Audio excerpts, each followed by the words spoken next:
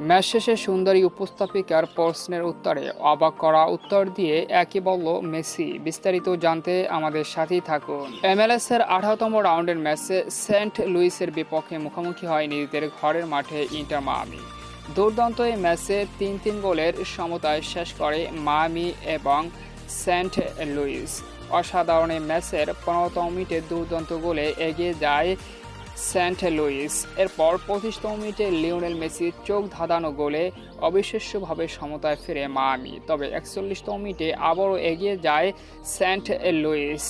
45তম মিনিটে আবারও সুয়ারেজের গোলে সমতায় ফিরে ইন্টার মায়ামি। 4 গোলের সমতায় অর্ধাংশ কাটায় Saint Louis versus Inter Miami. দ্বিতীয়ার্ধের 68তম মিনিটে আত্মঘাতী গোলে সুয়ারেজের এগিয়ে যায় সেন্ট লুইস।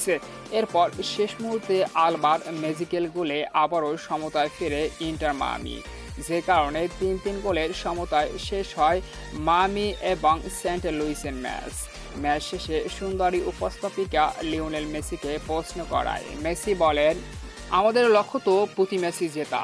আমাদের খেলোয়াড়রা আজ ভালো করেছে। সুয়ারেজ দারুণ খেলেছে, সে প্রায় গোল করে, আজও গোল করেছে। বিশেষ করে আলবা দুর্দান্ত ছিল, সে আমাদের শেষ মুহূর্তে গোল করে বাঁচিয়েছে এবং আমিও গোল করেছি। জিততে পারলে ভালো লাগতো, এভাবেই ম্যাচ শেষে বলেছিলেন লিওনেল মেসি।